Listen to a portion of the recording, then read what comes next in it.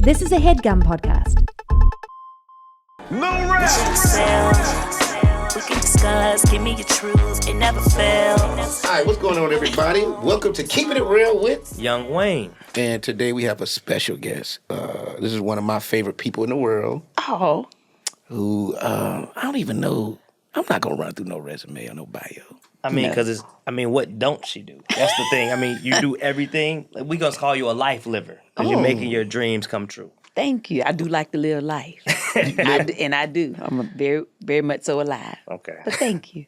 We have Tabitha Brown here, yeah. We clap. there. We gotta add the noise and the confetti okay. coming down. No, it's none of that. This It's none of that. is Come on. out here. nice. This is nice. But you know something?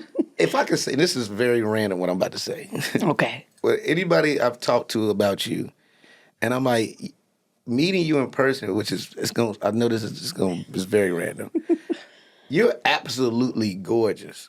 Well, thank you. No, like for real. Like, I'm like, wait a minute. Well, all right. No, like for real. It's like, you're like legitimately like, I'm like, when I did, because I did a children's show, Tab Time.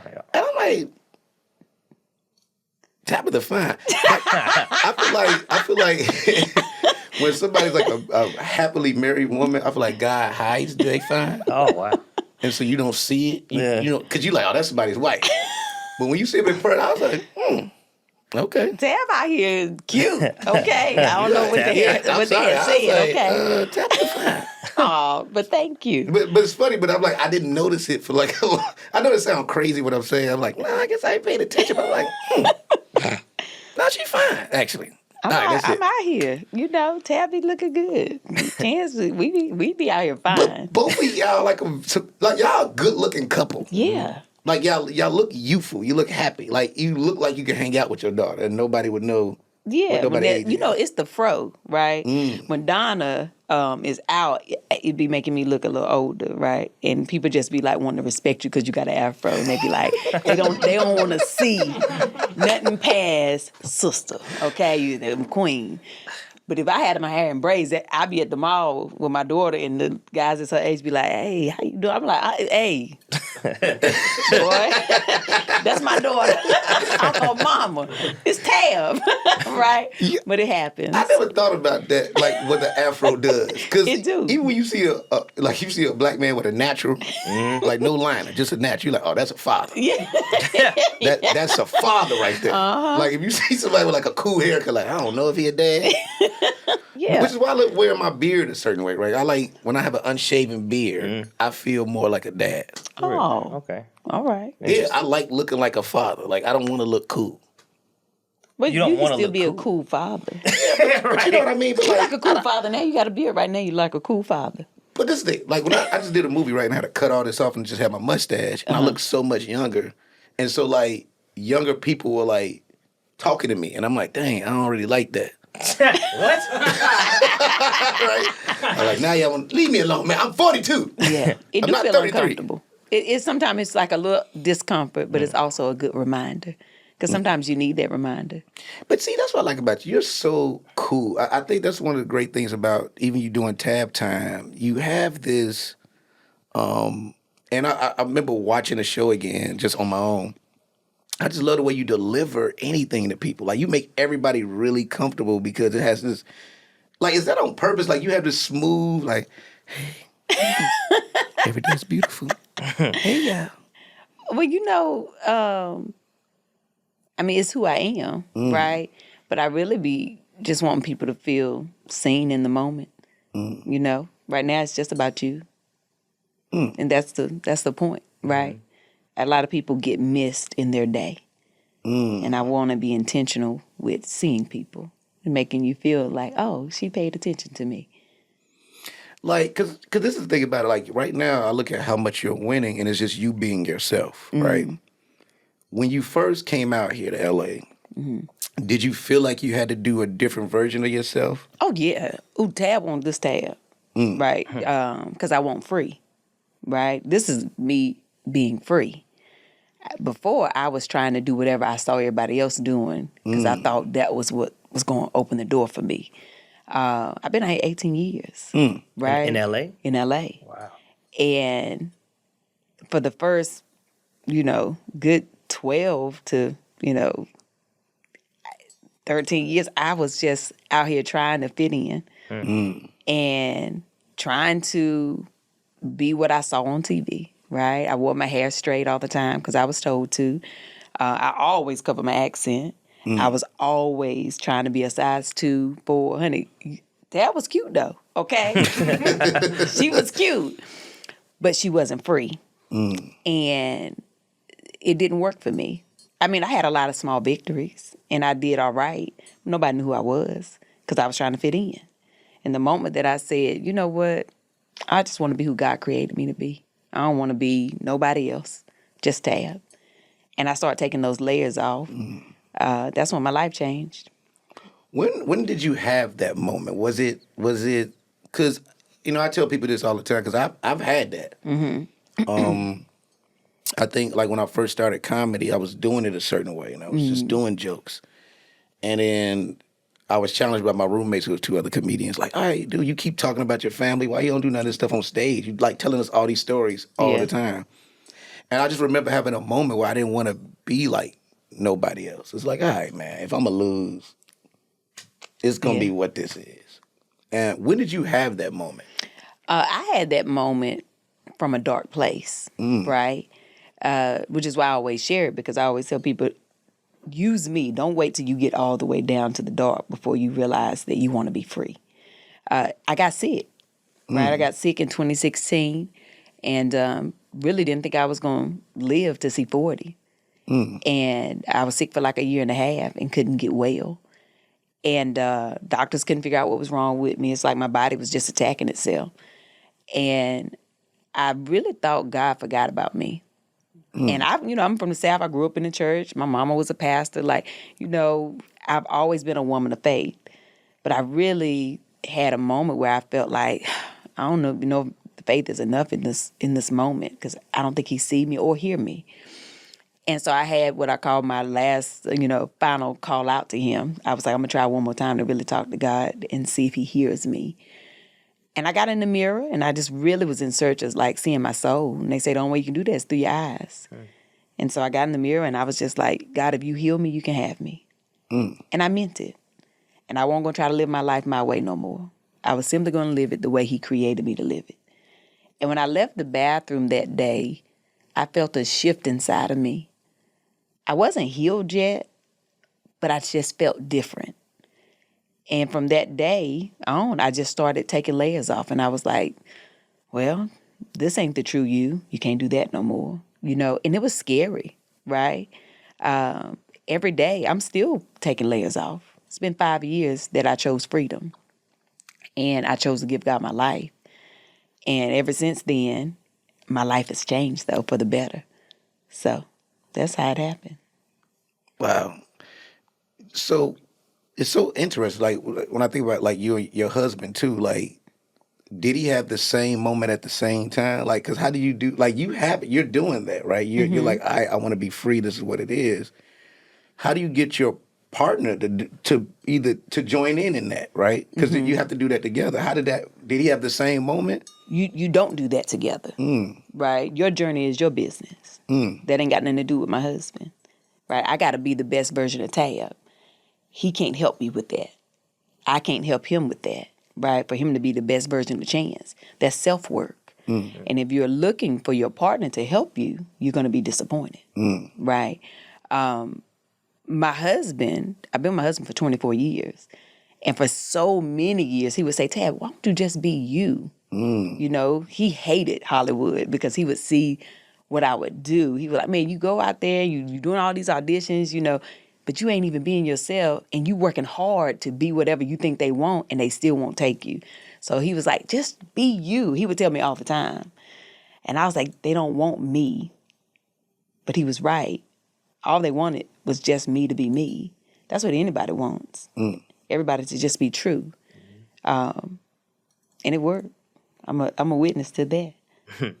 That's so beautiful to hear, like, and for so many reasons. Because, like, where you from again? You from? North Carolina. North Carolina.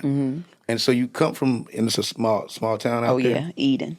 So all you know is what you see on TV and Yep. reading, like, and so like you like, oh, I think that is what this is. Seeing it on TV, and then I remember one of my first agents in Greensboro, North Carolina. I had started because there was a time where I was very much so like very Afrocentric. I had my hair natural little afro. Then I went and had locks because me and my husband both had locks. I started his locks, and then I locked my hair when we got married. And I had just started back acting. During that time, I was doing no acting in North Carolina. And so when I decided to start back acting, I had locks. And my agent told me, she was like, nobody wants to see a black woman on television with locks. And I was like, oh, wow. Okay. And I believed her. And so I took 3 days to strip my locks out because I didn't want to shave all my hair off again. And so that was the start of believing the hype, right? And then I remember just even in corporate America, I was always told, cover your accent. Because I worked in call centers and I'm out here covering my accent for $11 an hour. Do we understand that we out here code switching for $11 an hour? Okay. Hi, how are you? This is Tabitha. How may I help you? Like, what? Like, for $11 an hour, I was hiding my freedom, right? I was allowing somebody to control me.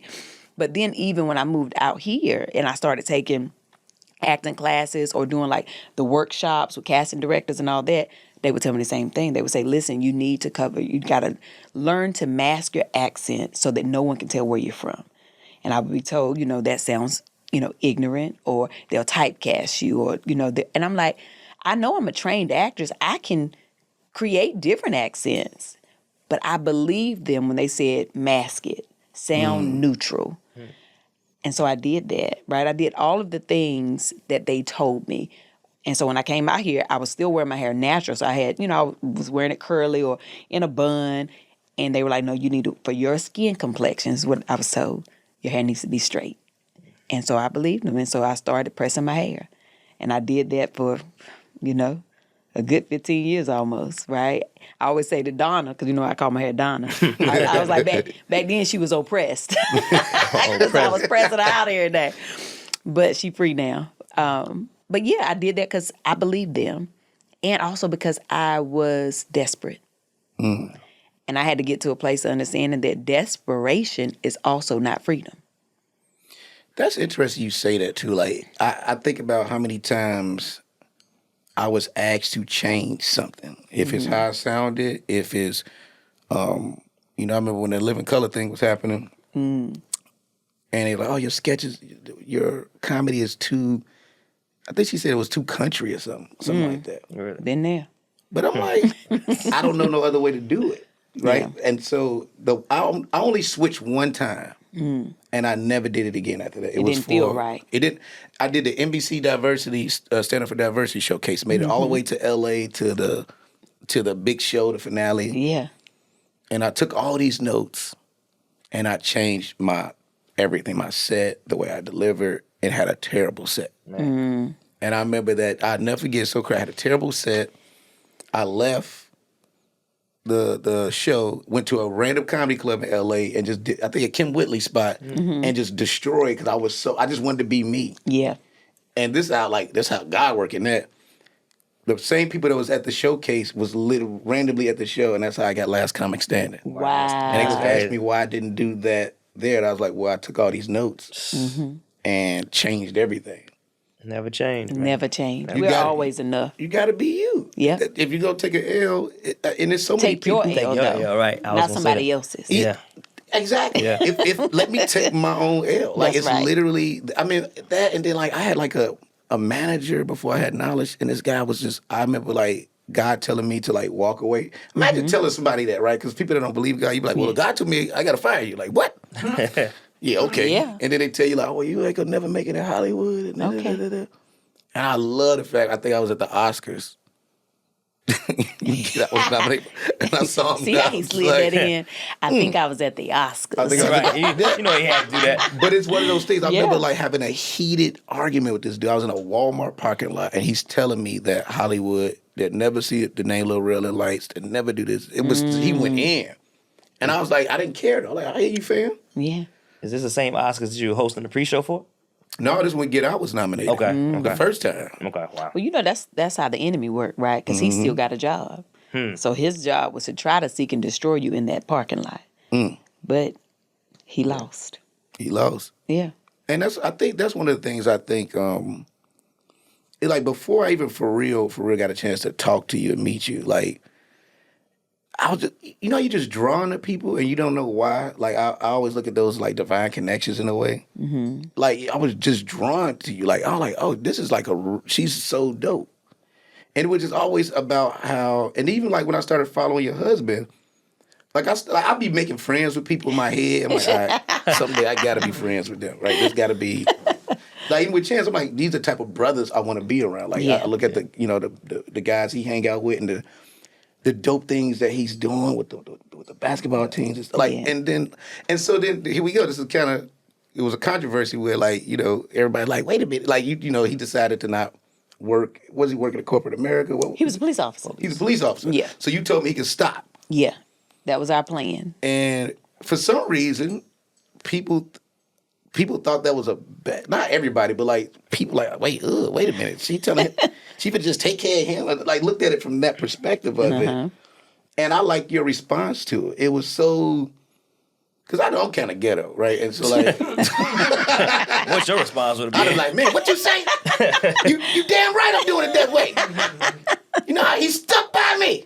You know what I mean? Like, but you had a very cool, like, because it wasn't like it felt like it was thought about. Like you just, so when how do I ask this question? Because it's like, it was so smooth and calm and collected. I'm like, when you responded, did you know what you was going to say or did you just record and just say whatever came to you? You know what? I was in my office working that morning early. As I had my pajamas on.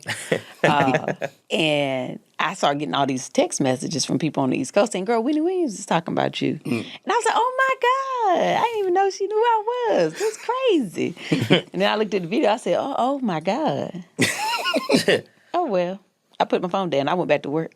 And it's like God tapped me and said, I need you to give this woman grace in this moment. And I was like, but it don't matter to me. She don't even know me, right? On a personal level. He was like, I still need you to do this.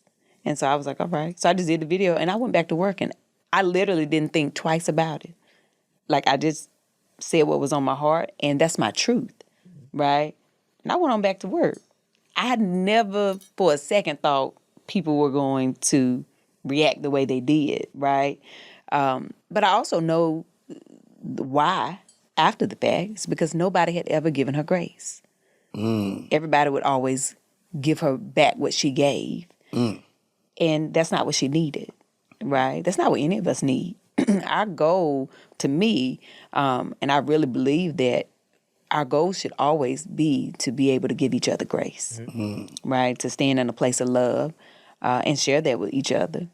So, and I can't get upset about somebody who I know don't know me. Right. You don't really know who I am. You eloquently gave her grace, for sure. You did that so smooth. I was like, that was a nice check-in. Nice check-in. That was a sweet check-in.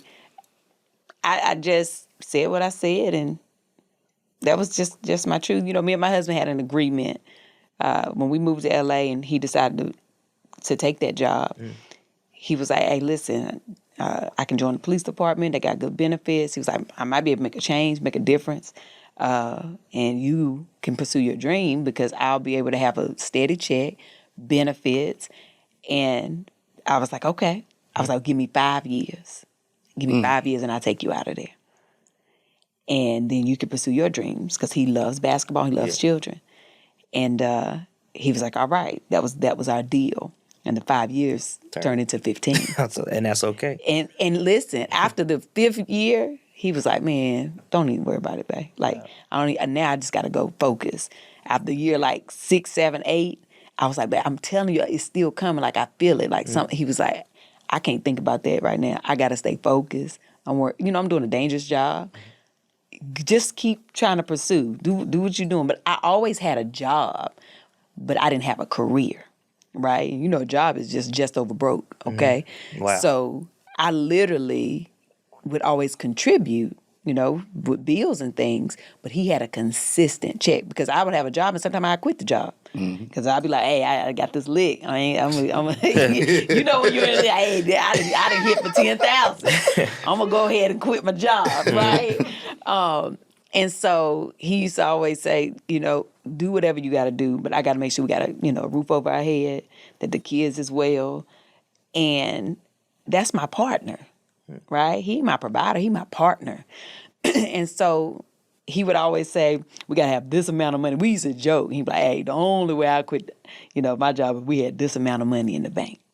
That amount of money sat in the bank for over a year before he said, I'll leave. I was like, hey, you said if we had this amount of money, you would quit. I was like, I don't want you to keep putting your life on the line every day. I don't want you to do that. And it was also conflicting for him because the changes he thought he was going to be able to make, he realized he couldn't.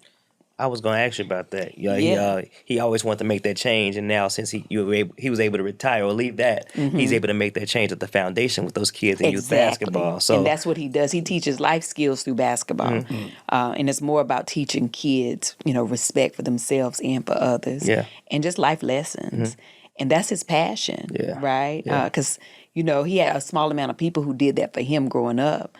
Because he didn't have a dad, and so he thinks about himself when he's pouring into children. And I wanted him to be able to do that. And so that was our agreement, and he doing all right. Yeah. But you know what's beautiful about y'all? It's a display of partnership, right? Me and my little brother was talking about our parents one day, and I was like, one of the things I think they did really well, they were really good partners. Like, from like figuring out how Christmas is going to happen and like they partner in doing that. And I think, me and my brother were just talking about relationships. And I'm like, that's really the key is really the partnership part of it. I think there's one thing that's not talked about much of. And to hear that story, and we got to have him on the podcast. Because what I like about that is also this man, this brother, he's like, look, I gotta focus on this, and you understand it. Like, look, I baby, pursue you, but I have to. Yeah, like we had so many arguments because he just didn't believe. He would be like, listen, I can't believe in that dream right now.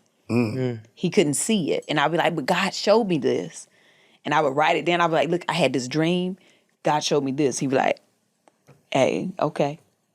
But he was like, I don't have time to dream with you. Somebody got to make sure we good. And I would be like, but he showed me. He spoke to me. I heard his voice. And he'd be like, okay, babe. But now he'd be like, hey, what God tell you? Because, he'll tell you, like, man, everything my wife told me has come to pass. Right? Every time she woke up and had a dream and said, babe, I had this dream. Everything she wrote down, whether it was 10 years ago, 20 years ago, it has come to pass. He felt like that was his role, and he played it well. And he did. Yeah. Everybody has a role, right? Everything you do. And our roles also change, right?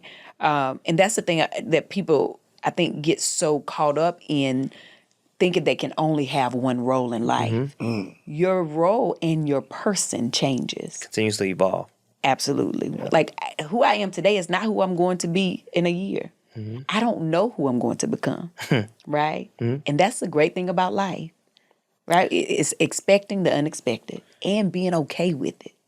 How your upbringing, how much does that play into who you are now, or who you, like when you were doing the fitting in part to like who you are now, like the upbringing? Who I am now is how I was raised. Right? I figured that. That's why I asked. Yeah, this is me. My daddy would be so proud. He'd be like, that's my girl. Right? You know, and that was also part of my journey. I remember one of my best friends, who's a comedian, Zaynab Johnson. I was on the phone with Zaynab one day, and my daddy called. And I clicked over to talk to my daddy. And when I clicked back over, when you talk to family, you real. And when I clicked back over, I was still in that voice. She was like, hello? That's funny. And I was like, oh, Zaynab. She was like, girl, you are country? And in that moment, I realized that one of my best friends didn't even know my real voice. Because I had been masking for so long, trying to make sure that everybody thought this was me. And it bothered me. And it was years after that before I walked into freedom. But it always stuck in the back of my head that, dang, why can't I be the same Tab that I am with my daddy, with my sister, with my husband, with my children? Why can't I be her outside all the time at work, right? I've been the only Black woman and person at a job before, right? Many times. And I know many of us can relate to that. And could not be who I am. And it's so uncomfortable. Yeah. And it's exhausting. And it's not freedom. And we deserve to be exactly who we are because we are enough, just as we are. And I'll never go back. Nice. Yeah. I love to hear that because code switching is a pet peeve of mine. It's ooh. And I remember his cousin is a comedian, Dave Helen, one of our good friends too. And he was opening for me. It was majority mainstream crowds. It was a white audience. This brother's educated, smart. He's a teacher. And he goes up and he changes his dialect. Has a great set. He come off stage, people high-fiving him. I pull him to the side, pissed. I'm like, bruh, you can't open for me no more if you gonna do that. He said, what I do? I said, why you changing your dialect? Excuse my friend. I was like, fuck them. You know what I'm saying? Right. Like, I'm not gonna change who I am. Like, you're an educated, brother, you're educated. Right. What makes you think they talking correctly? Yeah. Right. All of this was created by them, right? That's the thing. So it's like, fam, just be who you are. And after that, he never did that again. Next show, he had a great set still. And I said, bro, this is what I'm like, fam. What? Be true. And so when I watch, sometimes I hate, and I'm telling you, it's a pet peeve of mine when I see people on talk shows and they switching their whole thing up. I be sitting there, and these are people I look up to. Yeah. And I'm like, and you know what's interesting? It's a lot of, the generation before us, they kind of don't even know they're doing it. Because the generations before us had to do things out of survival. Yeah. Right? Our ancestors had to do it out of survival. They survived, so we don't have to do that anymore. We don't have to do it. Yes. Right? Code switcher came early for me. I remember being, probably 7 years old and watching my mom answer the phone to talk to bill collector. She changed her voice. If we went into the bank, she changed her voice. So as a kid, you think, oh, that's what you have to do. So I started doing it in school. If I had white teachers, that's how I talk different. It's instilled in us because it was survival, right? But we can unlearn that behavior. Yeah. It does not belong to us. It doesn't belong to us. That's not freedom. We don't have to do it anymore. That's what the world is doing now. We're reshaping and unlearning so many things. I want to talk about social media. How do you contribute that to your success? Because you're able to be yourself. Like he was able to go on stage and he could show who he wanted to be. And you said you were auditioning, you were doing nice things, but social media may have opened up something else for you. Can you talk to that? Social media changed my life. Okay. Right? Our next product has a product, I literally just started using. That's Athletic Greens. They have 75 high-quality vitamins, minerals, whole food source superfoods, probiotics, and adaptogens. I don't know what adaptogens is, but I appreciate Athletic Greens for having that. Hey, to help me start my day right, I tasted it. It doesn't taste super healthy. It tastes really good. It's got this tropical taste. Hey, I look forward to having it every morning. Athletic Greens. What's an adaptogen? I should learn that. I mean, I believe it has something to do with adapting. Your body adapting to the new whatever's going around. Come up with whatever you want to. What I do appreciate, Athletic Greens does have something to help my adaptogens. Okay. Whatever that is. Okay. But I appreciate it. Okay. Adaptogens. What is adaptogens? Adaptogens. I appreciate Athletic Greens having these adaptogens to Adaptogens. help me adapt. Again. Adapt your genes. Adaptogens. Look, right now it's time to reclaim your health and your immune system with convenient daily nutrition. It's just one scoop in a cup of water every day. That's it. No need for a million different pills and supplements to look out for your health. Now, to make it easy, Athletic Greens is going to give you a free 1-year supply of immune-supporting vitamin D and 5 free travel packs with your first purchase. Look, all you got to do is visit athleticgreens.com/keepin it rel. Again, that is athleticgreens.com/keepin it rel. Now, to take ownership over your health and pick up the ultimate daily nutritional insurance, do that. Thank you, Athletic Greensis. No, that's what they wrote. It might be a typo, but Greensis. They want to appeal to an older crowd by Athletic Greenses. Greenses. I'm not lying. It's on here. This paper. Okay, guys. This episode is sponsored by Blue Chew. Guys, confidence can take you far in life, and it can also help in the bedroom, especially when it comes time to step up to the plate. That is where Blue Chew comes in. Blue Chew is a unique online service that delivers the same active ingredients as Viagra and Cialis, but in chewable tablets and at a fraction of the cost. And you can take them anytime, day or night, so you can plan ahead or be ready whenever any opportunity arises. The process is simple. Sign up at BlueChew.com, consult with one of their licensed medical providers, and once you're approved, you'll receive your prescription within days. The best part? It's all done online, so no visits to the doctor's office, no awkward conversations, and no waiting in line at the pharmacy. Blue Chew's tablets are made in the USA and prepared and shipped direct to your door in a discreet package. I like how Blue Chew sounds like Bluetooth. What? Yes, that's right. Blue Chew is the Bluetooth for your. Oh, wow. Go straight. Okay, got it. So look, if you could benefit from extra confidence when it's time to perform, Blue Chew can help. And we got a special deal for our listeners. Try Blue Chew free when you see our promo code REL at checkout. Just pay $5 shipping. That's BlueChew.com. Promo code REL, R-E-L. To receive your first month free, visit BlueChew.com for more details and important safety information. And we thank Blue Chew for sponsoring the podcast. I didn't want to get on social media and do videos, right? I never, ever, that was never something I wanted to do.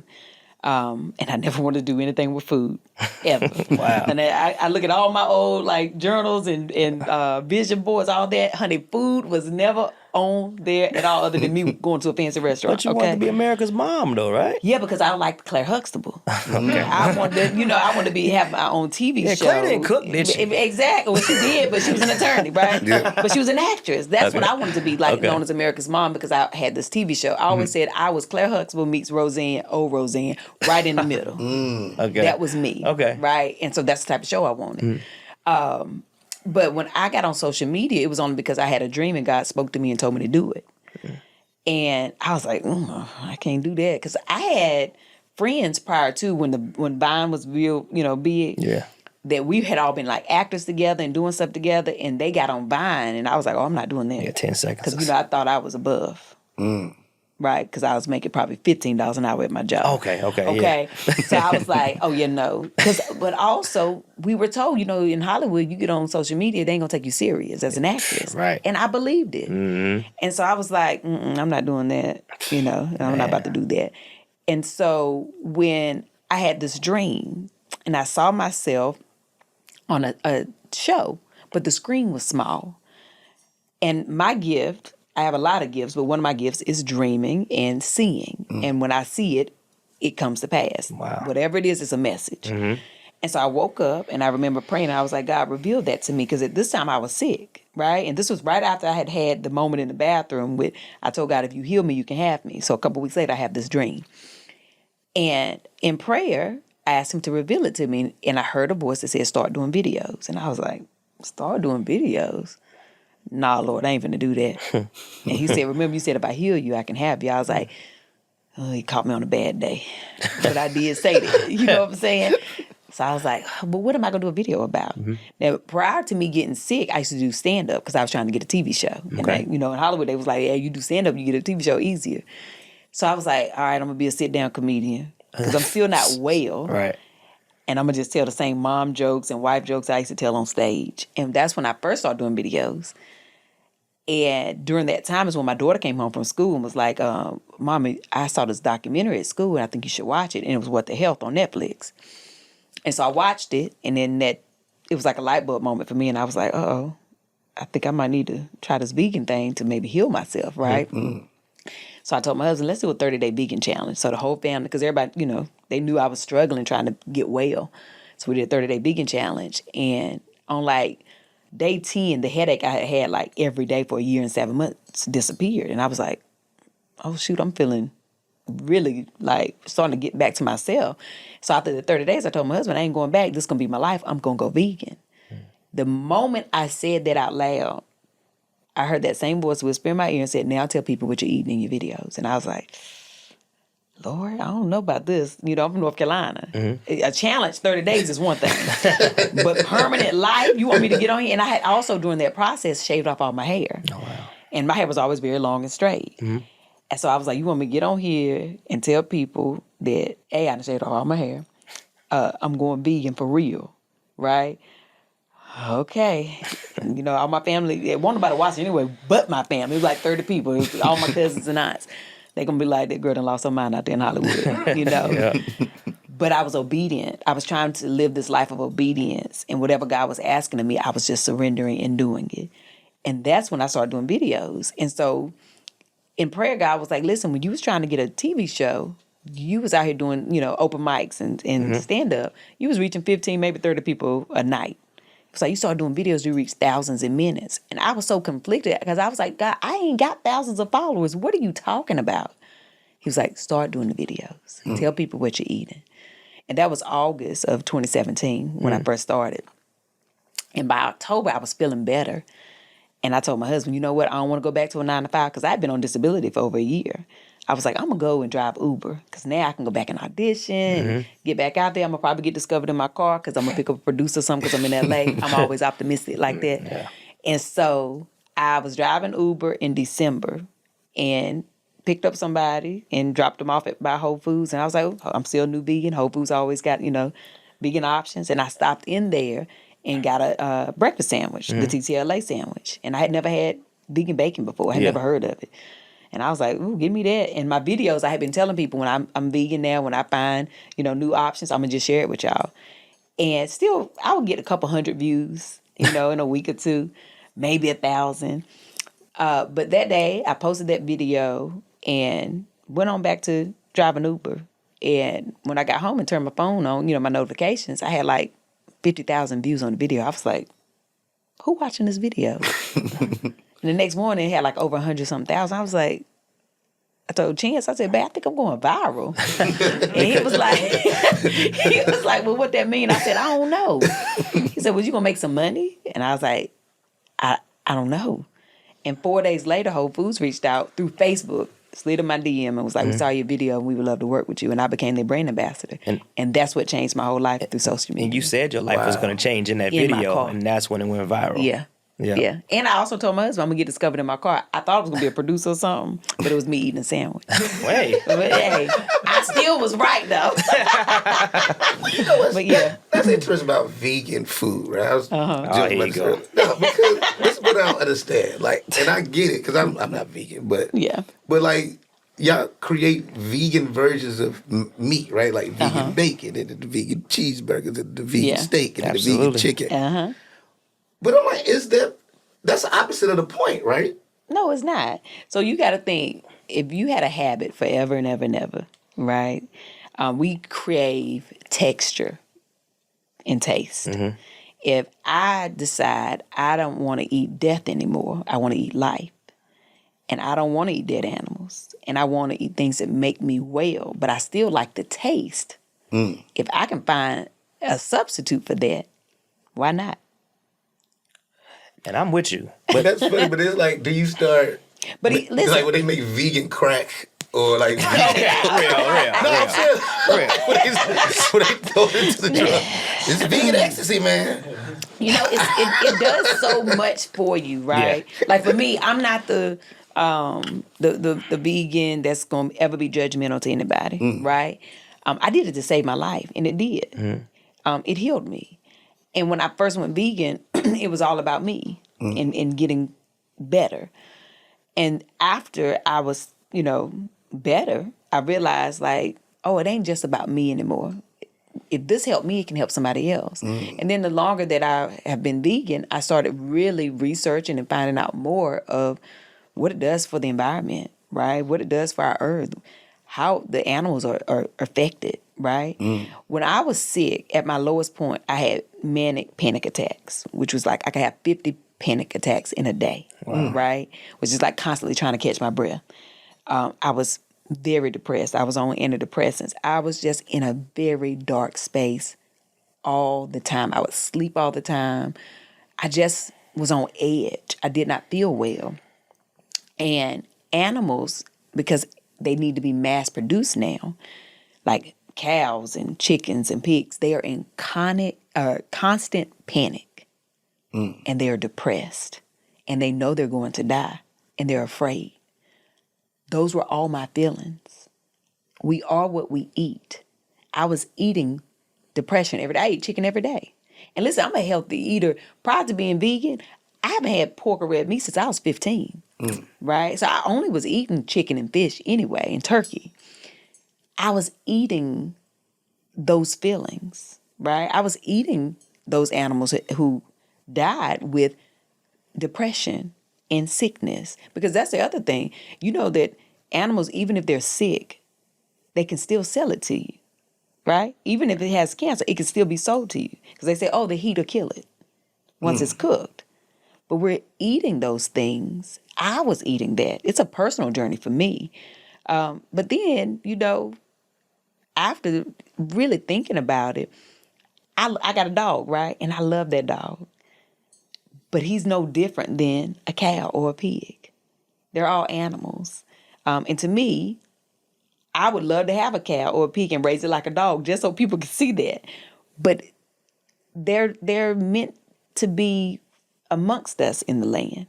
I believe that, right? If we believe the word says that God gave us dominion over the animals. And an animal was never sacrificed until sin came. And I try my best to be intentional with love. We're all going to sin until we out of here. But my intention is to try my best not to. And so I don't want to have to sacrifice an animal to live when I can live off the land. That's so interesting, too, because, like, once again, I'm a dude that I love meat. Yeah, and that's your business. I watched the documentary. It's my business. And it's a great perspective from that, because I remember, like, where my son almost didn't want to eat fish no more because he watched, what's the cartoon movie? Yeah, Finding Nemo. Oh, man, and so and he had a great perspective on it. But this is, my thing is, this is going to sound messed up, is that, like, I don't have no pets. Right. Yeah. Because I don't really like animals for real. And because I don't, I think that's why I keep eating meat. And I know that sounds insane. No, it doesn't. Like, I feel like if I did, I probably would be like, I don't You probably get that connection. Yeah. Yeah. But, like, because it's like, Honey, you know what I mean? Like, it's like, and I watch every documentary, and people be like, this haven't changed you. I'm like, yeah. nah. And I like the fact that you said this. It's your business. I think that's what life is. I think that's what the world needs to understand about so many things. Is that some things is none of our business. Yeah. It's got to be a personal thing, right? It's so many things that's personal, but we have, they create laws and rules. I think these are nosy, controlling rules. Yeah. When you hear about, them try to abolish abortion, and like but that's none of my business. That's right. Very, very true. It's none of my business. None of my business what you do at home. It's so many things that, like, I think why we hate, people hate people and just hate. Hate is nosy. Yeah. Yeah. You know what I'm saying? It's just very nosy. Yeah. Like, fam, it's none of your business. Yeah. And you wouldn't hate if you weren't paying attention. There you go. That's it. It's none of my business. Get out for business. But no, you're right. You're right. And you know what's interesting too? I was, we kind of shared something the same way. I lost my mom in 2009, and that changed my world in a way where, like, I didn't know I didn't realize it until I started going to therapy recently. And I had a panic attack one day, Randy. We talked about that. They had a whole episode of me talking about going to therapy. But Good for you. Because I didn't realize I was like, it was just, I didn't mourn it for real. I had, I did not do it. I thought I did, but I was just moving on. We've talked to do that, kind of just like, all right, just keep it moving. Right. And then one day I was on the stairs at I think I had 3 #1 movies, and things was cracking. I'm at this house. And I couldn't stop crying. Yeah. I literally sat on my stairs crying. April, showed up. Because I was shooting a movie at the time. I was late to set because I was just messed up. Yeah. And, what I learned was, it was like, oh, wait, I never mourned. And the reason why I'm bringing this up, I saw a couple of things you've done that's amazing. I saw what you did for your dad and how beautiful that moment was, right? And I think we all get to that place where we want to, do something. And I think that's why I was there. I was hurting because the one person I really wanted to like show off and like Yeah. put on this plane or get like, and she's not there, and I couldn't do that, and I had to deal with that, right? Because I was like, oh, I'm like really sad because of that. Yeah. And I didn't know that was a thing, but that's why therapy has changed my life.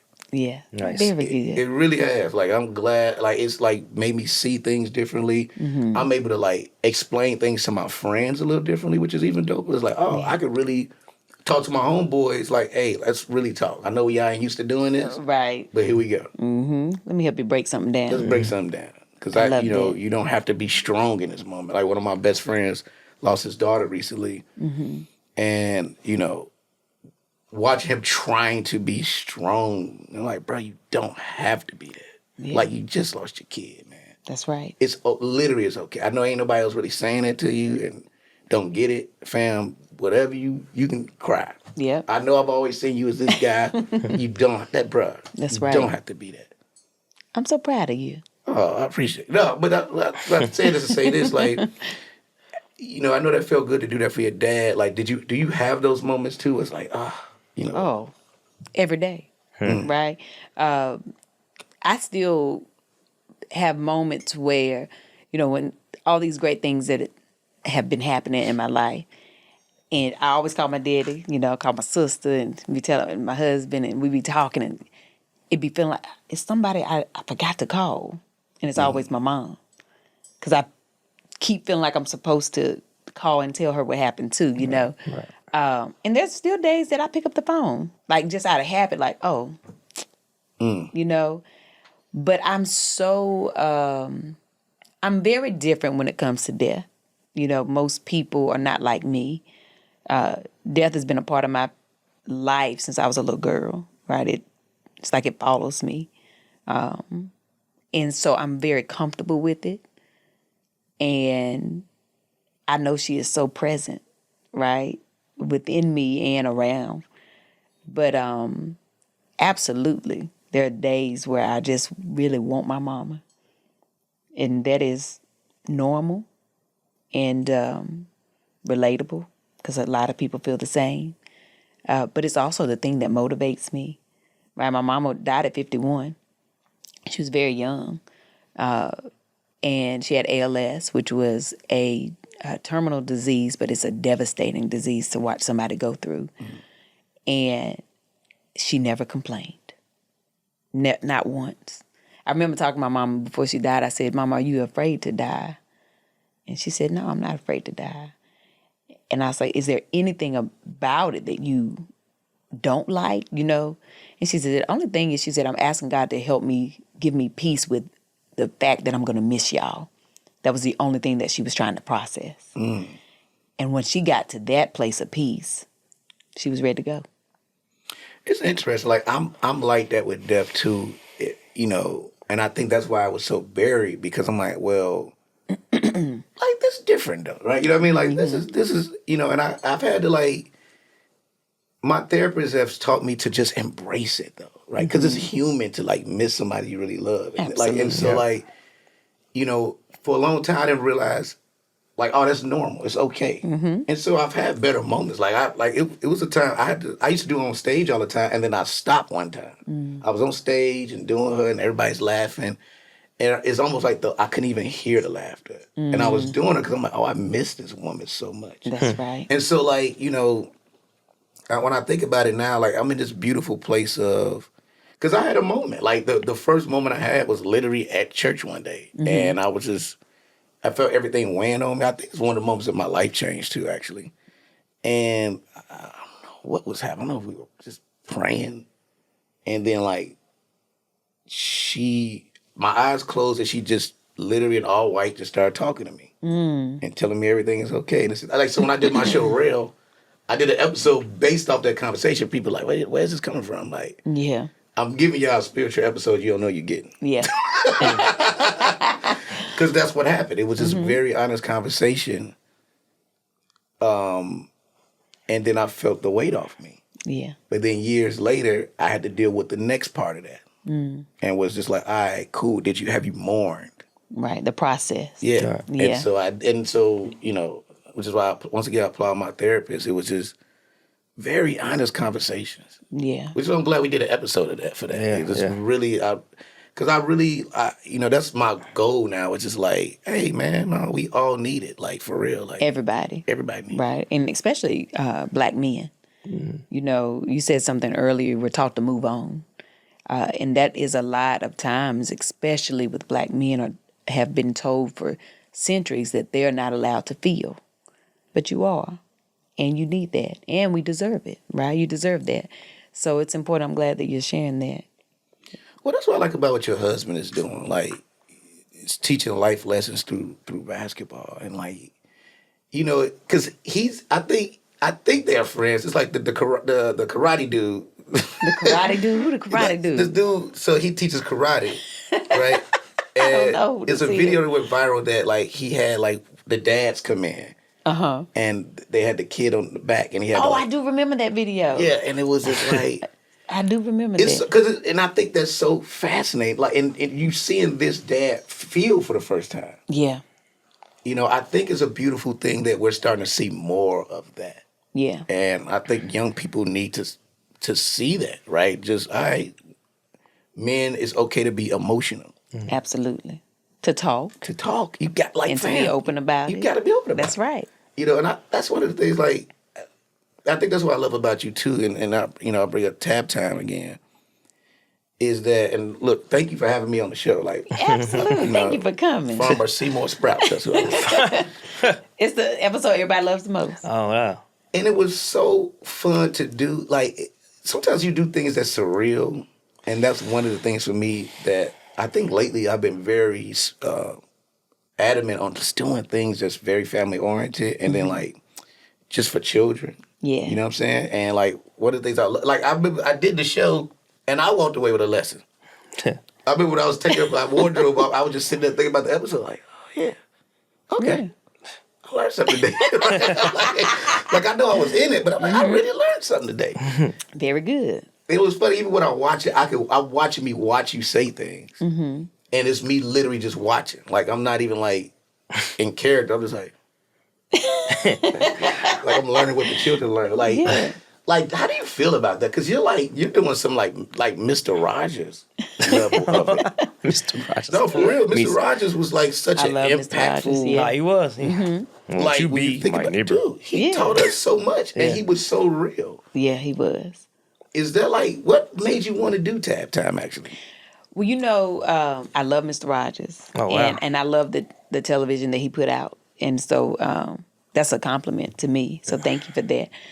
I, in prayer for about 4 years, every morning I would hear God say, heal the world.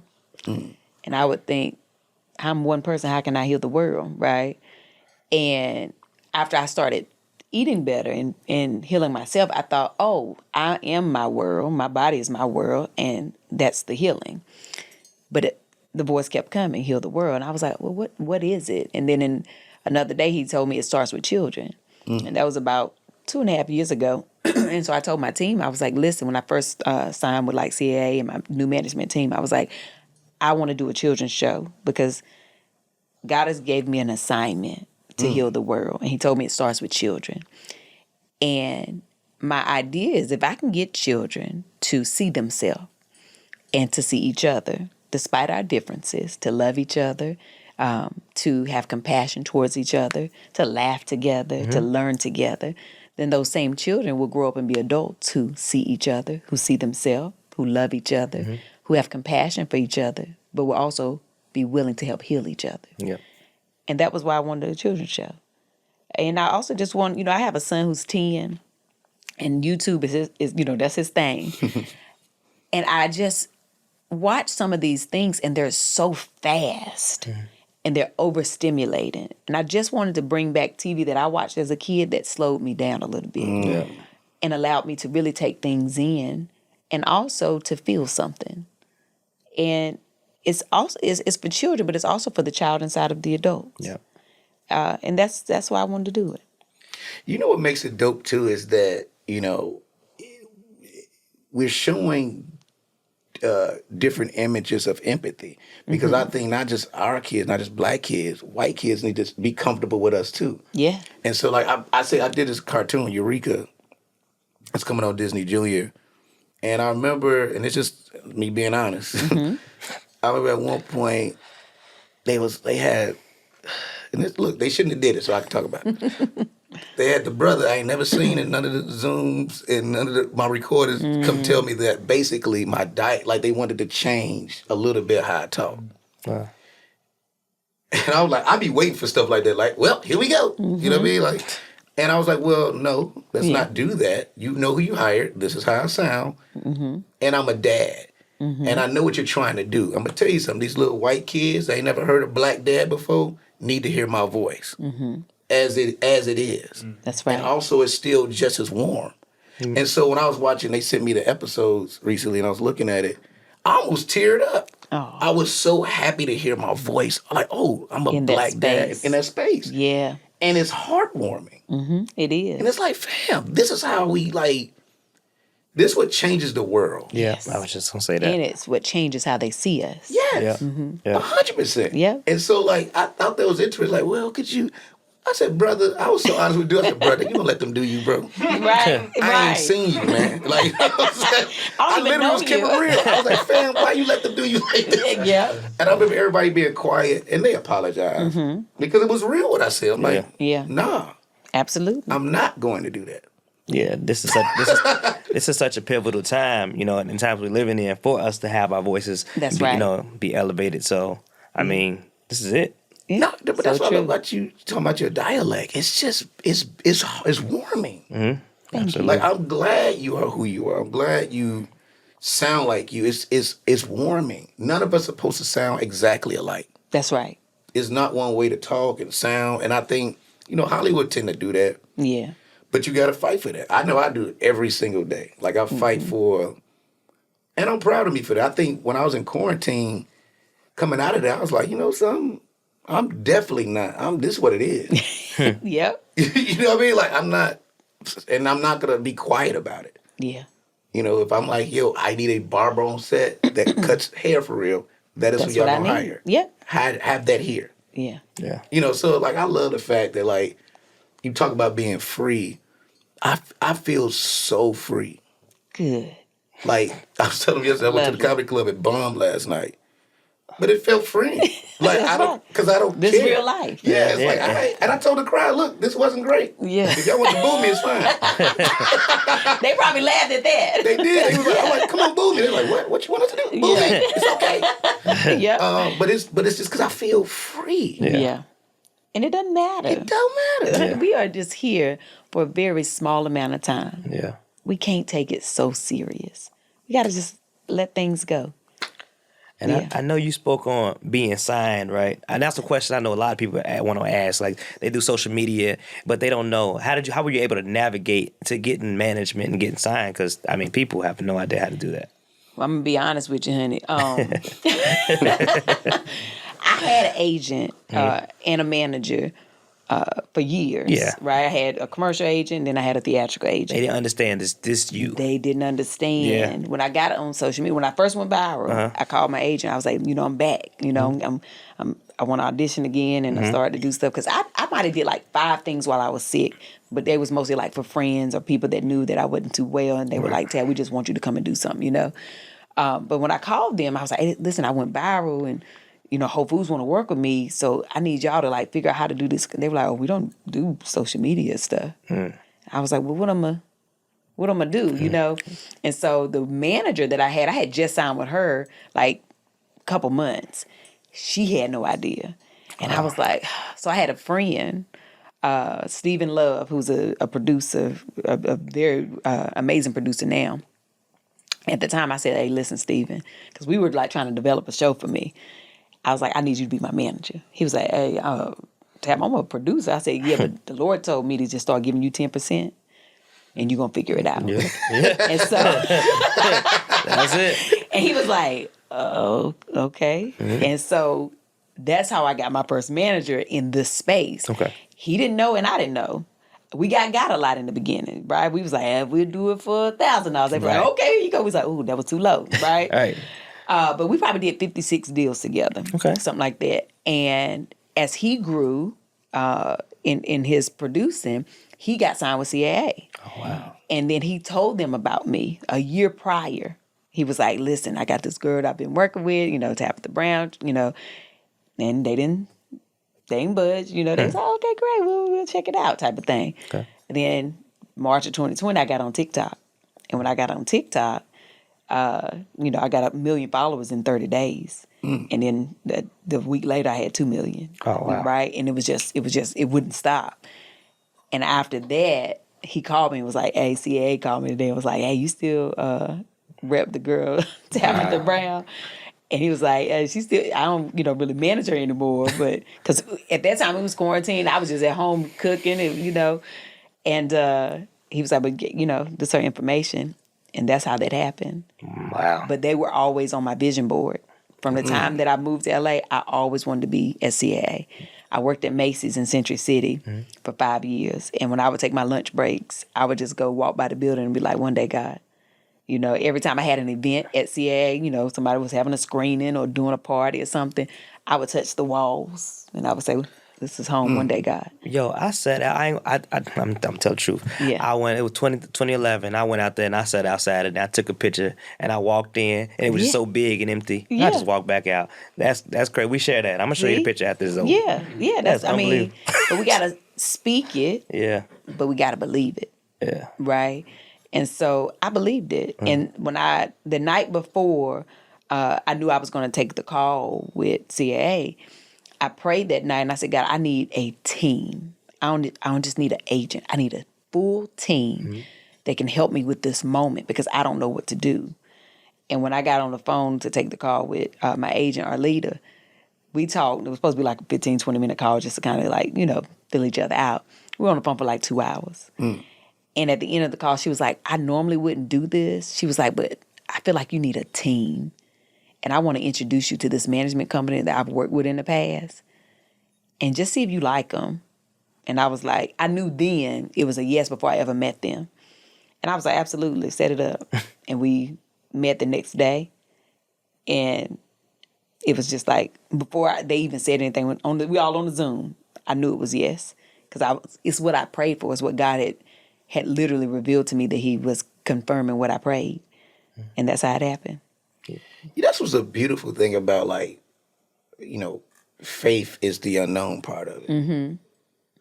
Like, I've had moments where, like, I think I told you the story where, like, when I booked Get Out and, like, Jordan Peele came outside and told me I booked it. And after I just auditioned, people still auditioning. Shut up. And I just walked. And we talking about, I didn't know what it was going to be. Right. I didn't know, but I knew. Like, I literally was walking down the street, literally crying and praising God. Yes. And I didn't know why. Like, I'm like, I don't know what this movie gonna be. This is low budget. We killing all these white people. I don't know what's gonna happen, right? This can't go far. This can't go far. I don't know who gonna see this. But it's just something about the unknown in a way. Like, you just know. You just know what it is. It's like, a shift that happens in your spirit. spirit. It's a shift. You like, I had no idea. Yeah.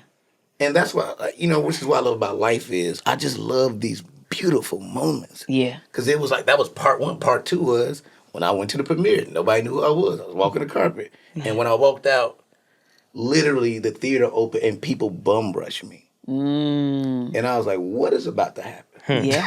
Yeah. Like, what just happened? Yeah. I walked out with my team like, that was cool. And people, they had to walk me to my car. And I'm like, yeah. what's about to happen? Like, you know what I mean? Like, He it's was one trying of to those give you things. your last walk so that you could take it in. Wow. Last walk. Yeah. Right. I remember I didn't know that I was famous because we've been in quarantine and I just doing videos. I see the numbers, but I was in the house. And then I booked the Shy. And so I flew to Chicago. And so I had got an apartment and everything. And I was like, oh, it's a Whole Foods over here. I'm going to walk to Whole Foods. And I'm going to walk to Ross. And I'm by myself. So I walk out. I'm walking. And I hear like people like honking horns. And I'm in the city though. I'm from the country. I was like, oh, this is so nice. This city.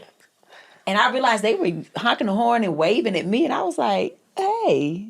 Oh, wow. And then I started thinking like, oh wait, they know who I am. Like they really know. Because I've been touring and stuff for a couple of years, and it would be like vegan fest. So I knew the vegan people knew, but the community, right?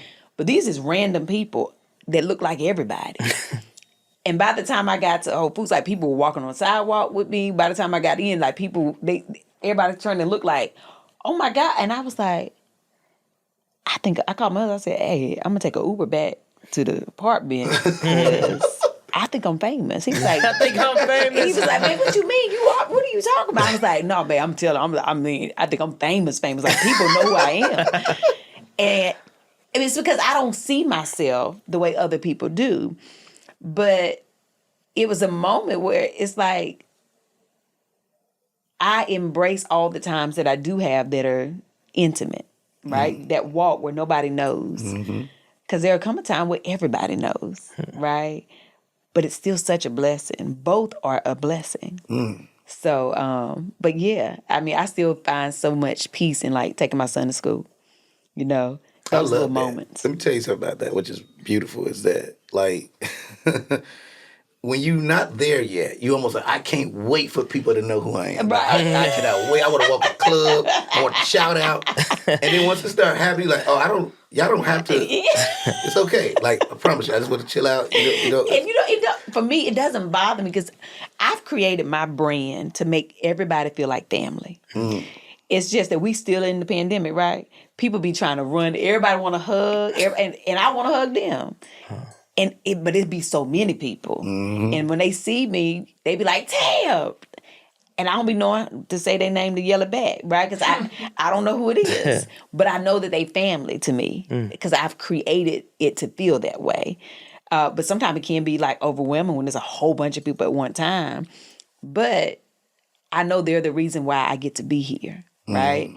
You know, they're the vessels also that God uses for me and for my good.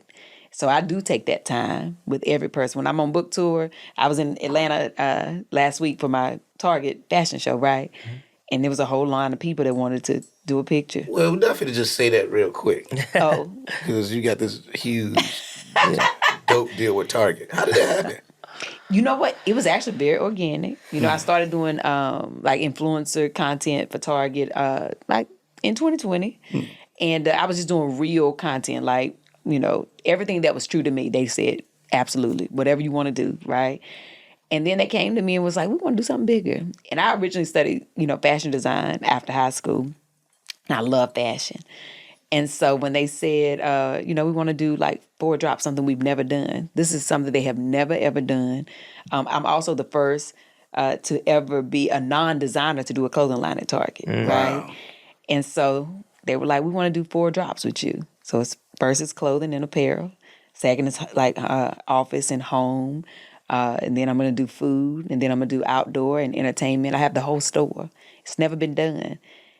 And I said, okay, let's do it. Shout out to Maya, man, from Chicago. I love Maya. Yeah, that's my girl. That's something to say. Like, you in all categories. Like you like Martha Stewart, Mr. Rogers. like you like talk show host. Yeah. It's like it's crazy how like. Wow, I think it's a beautiful thing just to see all these things open up. Yeah, God said I can have it, right? And until He tell me not to do it, I won't. You know, I'm gonna keep on going. She getting it done, man. Yeah.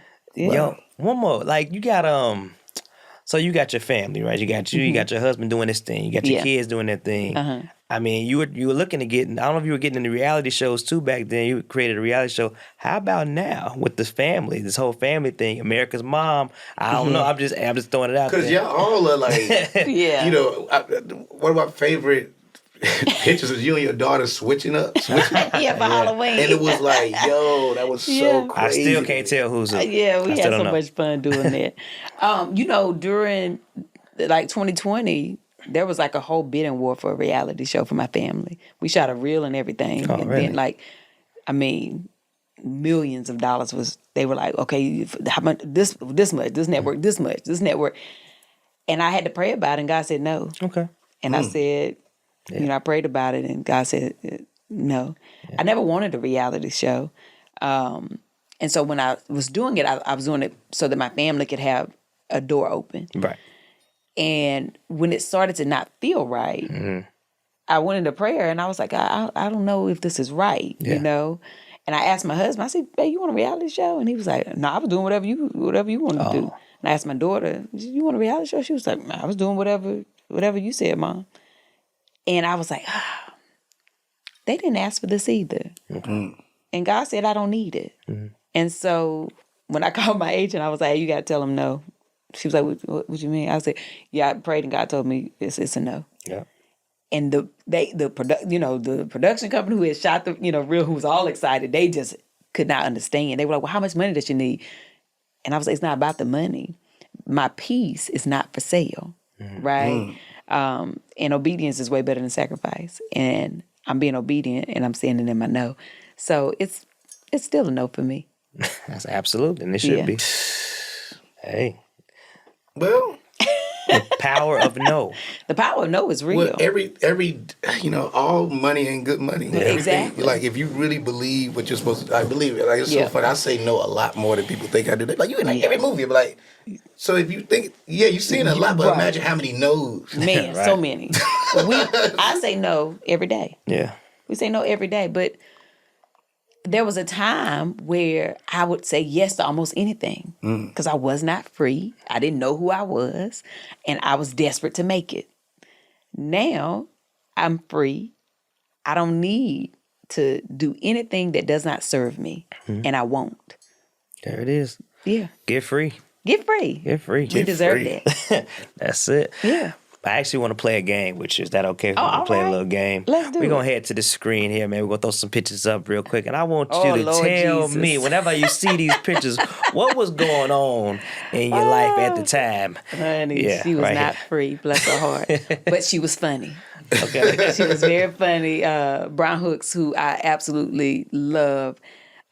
He saw me when nobody else did, really. Gave me an opportunity. This is a movie that we did that I thought was going to change my life. I'm so glad that wasn't the thing that people know me for.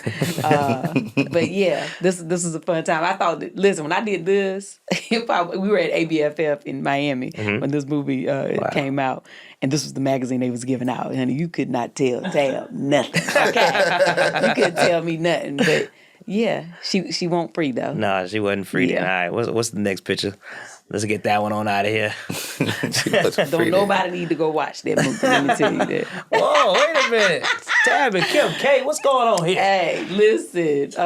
This was when I first came to, LA. My first TV jobs were all hosting. That was my first introduction to television. So I would get invited to do all the red carpet interviews or host parties and do all the red carpet or just inside interviews with celebrities and stuff. Wow. So this is before Tab was Tab and before Kim was really Kim. Yeah. I know you say that's my business, so this is my business. I'm in your business right now. I'm all in it. Yes. Give me another picture. Let's go. Let's go. What was happening here? What was this? Where we at? Oh, you know what? I was at my old house. Okay. I was renting here. This is the house that I first started doing videos in. That couch, honey, is where I spent a lot of time laying down. Wow. But this was a travel show that they were shooting, like the reel for, trying to get it picked up. And me and my husband were, we just got paid to, be the fake people who actually got this, this vacation where we were supposed to be like going to I think Mexico or Hawaii or something. Okay. But we was right there in Palos Verdes down there.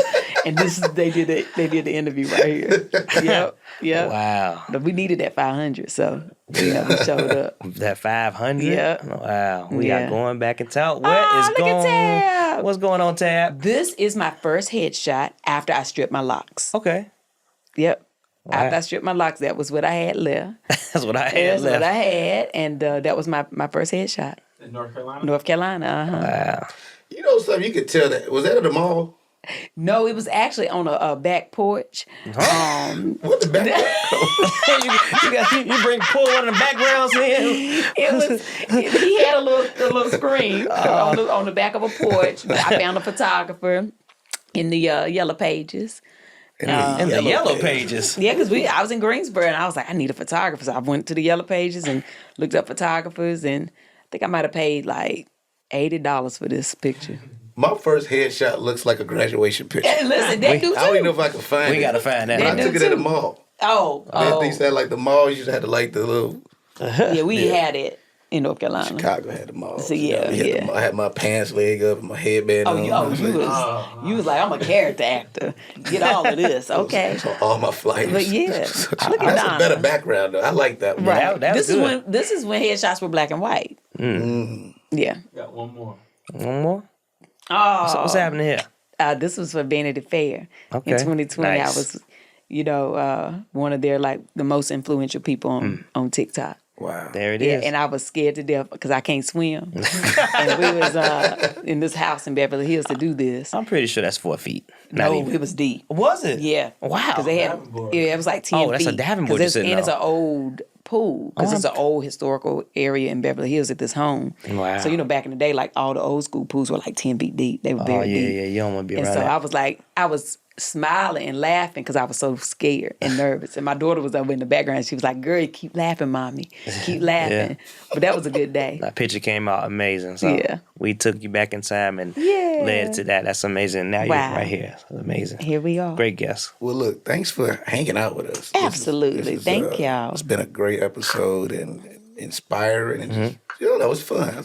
You're one of my favorite people in the world. I didn't know that, but I appreciate that. You really are. Thank you. You truly are. Like every once in a while when you send me, you'll send me a random. You got to be inspiring text. putting you on my heart. So I always check in on you.